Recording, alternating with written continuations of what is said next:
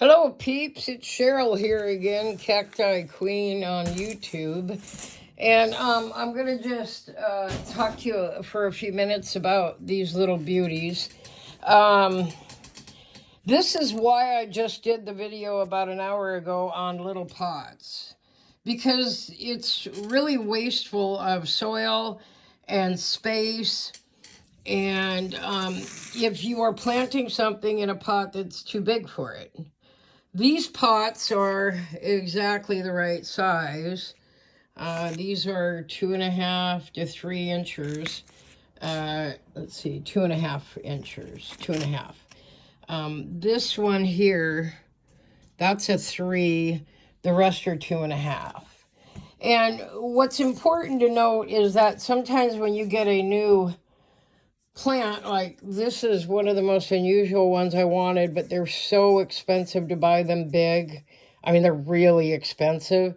This is like $18. This is called a Larrylichia.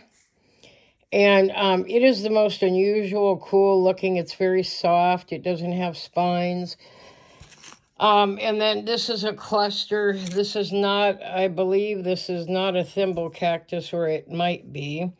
And I don't want that cluster to break up, but it has such a small root mass. All of these do. Cacti do not have large root masses until they get really big. This one here is called a tephro cactus, also known as a pine cone cactus. I'm not sure what this was. I have to email the lady because that was a gift. I have to get online to make tags. This is the one I bought and she gave me extra. These are the same plant. I now have 3 of these. I don't remember the name because I'm really behind on my labeling. This is actually, I do know what this one is. This one right here is a Mammillaria herrera.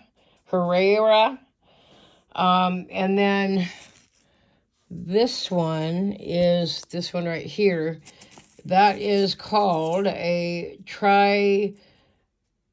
Trichocereus under the giant that was bred with crossed with a Zorro. So that's what that one is. I love the shape of that one. And so, I've got to go back and I've got a label. I want to talk to you about labels for just a moment. I've got tons of them. I've been gardening for a long time and I label everything I plant.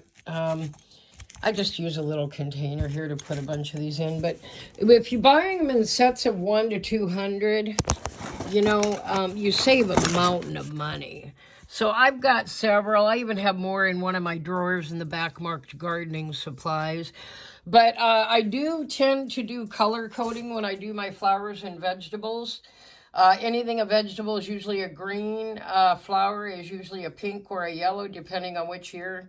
And then anything that might be in between there, I use usually a white. Anything that is spicy or hot, like hot chili peppers, gets a red. Habaneros, peppers, they get a red. So you can decide how to label your things. But when you're planting, remember to use the appropriate size pot. Super important, so you're not wasteful of soil. And also you want to keep your cacti in whatever is the right size for it so it has room to grow, but not too much room. They like to be crowded and comfortable in a pot. But the other big benefit with terracotta is that when you water, which is very rarely, you give it just a little bit of water, right underneath so it doesn't go on the plant. And you want that pot to dry out quickly after watering. Terracotta draws the water and it absorbs the moisture that's in the soil when you water a plant, and therefore it pulls it away quickly. The last thing you want is a waterlogged succulent or cacti. That's when you're going to get rot. Okay?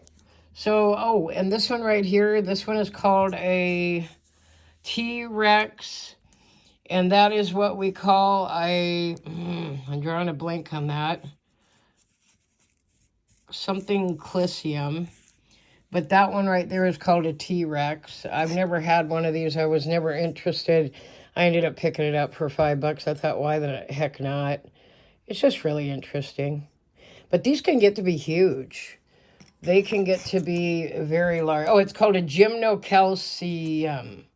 Gymnocalcium. So I have 1, 2, 3, 4, 5, 6, 7, 8, 9 in little pots that are done. These are still the things I haven't gotten to from last week, but I have a ton of plants coming. I also don't have big enough pots for these. I've got to go buy some tomorrow. Even though the root mass is not huge, these were way too small. And when you have something tall, you need more weight on the bottom to hold it up. So when I go back over to my talls here, you'll notice that whether they're chunky or tall, you want something big enough to support it so it doesn't become tippy. Okay? And that one, even though that one's tall, you can see that's in a much smaller container.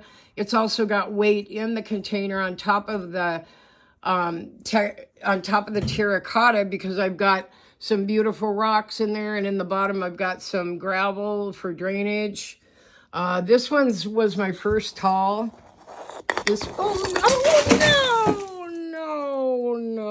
Oh well, I'll transplant that one. This one is my Brazilian blue cactus, and that needed to be in something that was big enough and stable enough. I knew that was going to fall the time I put it down there. Anyway, I'll find it. It's down here somewhere. But it happens. I shouldn't have balanced it up there, but I couldn't help it. I wanted to see what it looked like. All right, well, I'll find it. It's here somewhere. Anyway, you get the idea. You want your pot to fit the size and the height of your cactus or your succulent. Okay, so like that one's fine. That has almost no root mass. In fact, when I planted it, it was a cutting from that. And yeah, I mean, it had nothing. It probably barely has anything so far. Yeah, it's just still standing up there. Anyway, so that was fun watching me dump my plant. Okay, so remember, you need the right size pot for the right size weight. And always consider that when you use the pot, you're going to have your top dressing. And like the smaller, this is really important actually. The smaller your plant, the smaller the substrate. So see how small this is? Okay, I have several substrates. And in fact, I've been collecting more. This is my favorite for littles. This is another favorite for littles. They both have lava rock. This one also has some crushed granite in it. This is a much larger one. The big rocks actually came from something else. But you can see the difference in the size there and the difference in the size there. These go in my medium plants. And then my large plants, a lot of times I'll even use pumice or clay pebbles or bigger rocks. So start playing with your substrates. Those are the things that you add to the soil or use for a top dressing. This is another one. I bought these. They were just cute. I thought they were maybe a little bigger, but they weren't. When you order these, you can order them in all these colors here. And these are called ceramicite. They're ceramic, and they're made for bonsai. But you get to choose how big you want them and how much weight you want to buy and what color. So they're fun. I like to sprinkle those occasionally in with something else. I was thinking when this showed up today that would look really pretty sprinkled in with that. So, play with it. Have fun. You're decorating your plants, but you're also giving them that barrier between the soil and the plants so that they don't rot. Because cactus and succulents never, ever need to be sitting directly on the soil. Their roots go in the soil, but then between it, and you have to kind of inch it in there. You'll see I've got that substrate way underneath. I've pushed it on purpose underneath so that it will never be, the plant itself will never be sitting directly on the soil. Okay? So there's a nice little video for you. Have fun with it. I got to go buy some more pots this weekend and find the one of those that I dumped over there. Not pretty. All right, guys, have a great night. I'll be back with more videos all weekend long and next week. Bye-bye. Cheryl signing out.